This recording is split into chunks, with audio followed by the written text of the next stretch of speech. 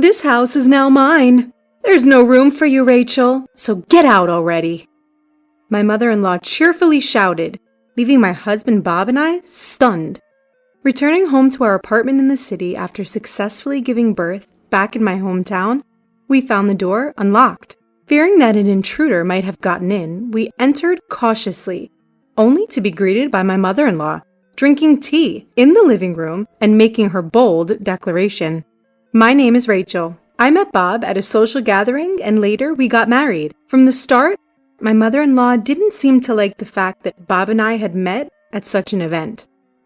A woman who attends such a scandalous event will never be my daughter-in-law," she muttered from the moment we first met. But I silenced her with a smile, saying, "But Bob also attended that scandalous gathering, you know." Of course, the event Bob and I attended was nothing scandalous. It was hosted by our colleagues from work. My mother-in-law, a single mother, raised Bob with great care. So it seemed that she was truly sad when Bob moved out to get married.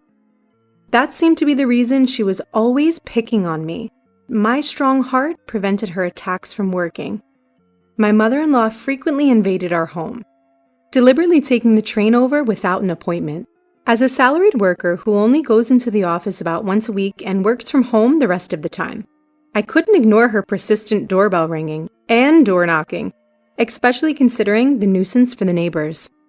Bob, whose job requires him to go in every day, is not at home during the day. My mother-in-law, calculating the time when her beloved son Bob isn't around, comes to our house and constantly complains to me. She complains about dishes piling up in the sink, about the laundry accumulating. She goes through every room without hesitation. And when she comes over and complains whenever she sees household chores being done casually. Then, as if it were her catchphrase, she would sigh, "Poor Bob, to have such a wife. I should have raised him to hold such a much higher standard for women." As for Bob, who she pities, he really loves me, which is a disappointment to my mother-in-law. Originally, I preferred older, dapper men, but Bob, who is 3 years younger than me, pursued me fervently, which led us to dating and eventually marrying. So when my mother-in-law picks on me, Bob gets very angry. I always reported to Bob what my mother-in-law said, so each time Bob would call her saying, "Mom, it's a hassle when you come without calling. Rachel isn't just hanging around at home, she's working." Well, even so, my mother-in-law never stopped coming unannounced, and instead, she often snapped at me saying, "Why did you tell Bob?" Even before giving birth, I got used to my mother-in-law's unannounced visits and complaints about housework, and no longer directly confronted her complaints. Without taking my eyes off the computer screen, I casually responded to all my mother-in-law's complaints with, "I'm sorry, I'll do it next time." Despite my attitude, I felt sorry for my mother-in-law, who is desperately trying to torment her daughter-in-law. Bob and I shared the housework, and I didn't care about the complaints from my mother-in-law. I didn't think much of it, saying, "She's at it again." But the words she said when I reported my pregnancy were really harsh. "You're pregnant? Whose child is it?" Bob and I hugged each other in joy. He was so eager that he was already stroking my flat belly, saying, "I can't wait to meet the baby." And yet, my mother-in-law seemed to think that I had made a child with another man. "Huh?" I instinctively responded, to which my mother-in-law continued with an angry expression. "You've betrayed Bob and made a child with another man, haven't you? After all, you're unattractive and 3 years older than Bob. A woman like you and my Bob couldn't possibly have a child." In response to my mother-in-law's confident statement, I blew up. "That's impossible! Please go home!" When I said that, my mother-in-law left the house laughing and saying, "See, you're angry because I hit the nail on the head. I'm going to report this to Bob." As she promised, my mother-in-law seems to have told Bob that Rachel is trying to make you raise a child from another man. But Bob cut off her argument with a simple, "That's impossible. Rachel would never hurt me." Bob, who said this with a laugh, was truly kind, and I was sincerely glad to be married to him. Several months had passed since I found out I was pregnant. I had returned to my childhood home to prepare for the birth. My family's home is quite far from Bob's office, so he usually stays behind at our apartment. "I miss you when you're not home, Rachel." Bob would say this, and while I thought it was sweet, I took the opportunity to spend some quality time with my parents at my family home. Then came the day I gave birth. As soon as my mother informed Bob that I was in labor, he immediately took time off work and hurried over. Seeing me in pain, Bob held my hand and, looking like he was about to cry, said, "I wish I could take your place." I think I was delirious from the pain because I yelled back, "Then do it!" "Sorry, Rachel, I can't."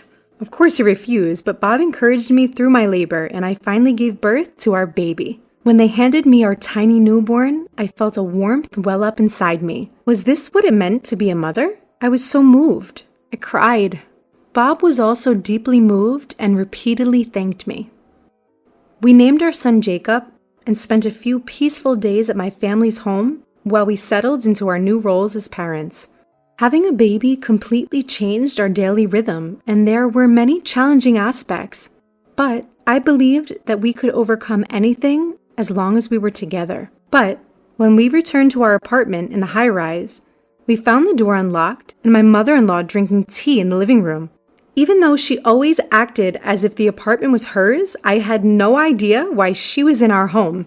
"Bob, did you give your mom a key?" "No, I didn't." When I quietly asked Bob, he vehemently shook his head in denial. Upon seeing this, my mother-in-law snorted and showed us a key she had placed on the table. "I saw the key hanging at the entrance, so I borrowed it to make a copy." Indeed, we had a key hook at our entrance and would leave our key there, but I never thought my mother-in-law would steal it and make a copy. I was taken aback by her audacity. Seeming pleased with herself, my mother-in-law finally noticed Jacob in Bob's arms and stood up. "Well," my mother-in-law smiled as she looked at Jacob's face. Then she spoke to Bob. "Isn't that Rachel's child with some unknown man, Bob? You don't need to hold him. You're not the victim here. Just go home with me, Bob. You don't need to have anything to do with a woman like Rachel." "You're still saying that? This is our child. I don't mind if you have a DNA test done." "Why should I have to do that? It's obvious when you look at him. The baby is ugly. Just like Rachel.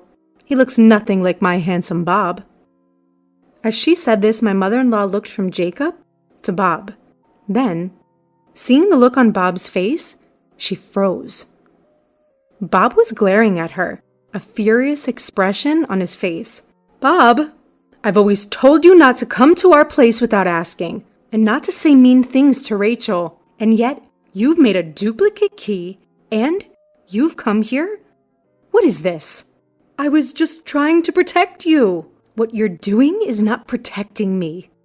All you've done is cause trouble for me. Rachel and Jacob are not ugly. Rachel is beautiful, and Jacob has a cute face. Don't insult my family." "Your family is supposed to be me, right?" In response to his mother's shaky question, Bob calmly replied, "My family is Rachel and Jacob." While my mother-in-law was frozen in shock, I gathered up our valuables. "Let's go somewhere else, Bob. Your mom seems to think this is her place." "Where are you going?" To my mother-in-law's shrill question, I cheerfully replied, "That's none of your business. You said there's no place for me here, and I have work to do. So, we're moving. Goodbye." And with that, Bob and I left the apartment. As we left, Bob asked, "What should we do? Change the locks?" But considering that we were about to start raising Jacob, I didn't think I could stand living in a place where my mother-in-law could drop in unannounced every day. No, let's move. We'll sell that house for now. We might just rent a weekly apartment. Upon agreeing with my proposal, Bob and I temporarily moved into a weekly apartment. During that time, Bob and I rented an apartment in a new condominium, and so we began moving out of the house my mother-in-law insisted was hers. She truly seemed to believe she could occupy the room in the tower residence where we used to live, and showed a confused expression when I let the movers in, exclaiming, "What's going on?" "This room you might think is yours, mother-in-law, but it's a house that Bob and I bought. The ownership of this house is Bob's, so you don't have any legal ownership, mother-in-law. Bob has decided to sell this house, so it would be better for you to find a new house soon. I said this while holding Jacob. Watching Bob give brisk instructions to the movers, my mother-in-law turned pale. Because she could just return to her original house, I was wondering why she was so panicked. But my mother-in-law answered my question with her next words. I have nowhere else to live but this house. I have already terminated the contract for my previous house. The apartment where my mother-in-law lived was a rental. I was surprised that she had terminated the rental contract to live in this room. Bob, who had been listening to the conversation from a distance, was also surprised. My mother-in-law begged Bob and me, saying, "Please let me live in the house." But Bob didn't allow it. As a final act of filial piety, Bob gave my mother-in-law a little money and told her, "You should be able to get back on your feet if you rent a room with that money." Still unable to bear the fact that she was being abandoned by her adorable son Bob, my mother-in-law clung to him, crying, "Where will you live, Bob? I'm lonely. Please live with me." But there was no way Bob would allow this. I told you over and over again to stop bullying Rachel, but you didn't stop, Mom. I appreciate that you raised me, but I wanted you to be happy that I've become independent and have a family. You relied too much on me, Mom. I think it's better for both of us if we never see each other again. At Bob's words, my mother-in-law collapsed in tears, saying, "No way!" But Bob's determination did not waver. Of course, since I didn't tell her the address of our new apartment, mother-in-law could no longer come uninvited. Thinking, I won't have to see my mother-in-law anymore. What a great relief. On the night we completed the move, my mother-in-law, who seemed to have calmed down, called Bob and I numerous times. Busy taking care of Jacob, I hadn't paid attention to my smartphone and was startled to see the large number of missed calls late at night, so I set it to reject her calls. As her only son, Bob couldn't completely abandon his mom and took her calls for a while. But every time Bob answered the phone, she began to spew insults about me. She even said that Bob was being brainwashed by me, and Bob seemed to be fed up with the phone ringing at all hours of the day and night. Even kind and patient Bob seemed to be at the end of his tether as these days continued. Mom, I've tried not to abandon you because you are my mother and you raised me with care, but I'm at a limit. Despite my repeated warnings, you won't stop bad-mouthing Rachel. And I don't think you'll ever change, Mom. I won't answer the phone anymore. But I hope you can forgive me. Bob seemed to feel a great deal of guilt for abandoning his own mother, but he would break down if he had to listen to his wife being bad-mouthed every day.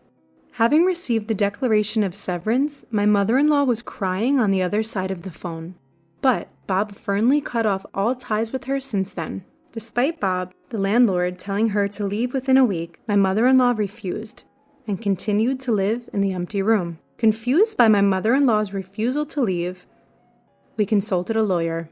When we conveyed through the lawyer that we might end up suing her, it seems my mother-in-law finally left the house. We don't know what kind of life my mother-in-law has been leading since then, but she had been receiving financial support from Bob, so now that that's gone, I think she must be living a financially strained life. On the other hand, Bob, Jacob, and myself are living a peaceful life in our newly purchased home. We were relieved when a new tenant quickly bought the room in the tower residence that we had decided to give up. Bob has taken paternity leave, so I'm not struggling with single-handedly raising our child. I can raise Jacob calmly and peacefully. You're always working so hard, so I'll pick up the slack with the house chores during my paternity leave, Bob said, who has been taking the lead in doing housework. Honestly, Bob is such a wonderful husband that I feel he's too good for me. Even when we had to deal with taking over my mother-in-law's house, I'm truly grateful to Bob who stood with me through that ordeal. Recently, Jacob has learned to crawl and has been exploring the house. I spend my days smiling as I watch him with Bob.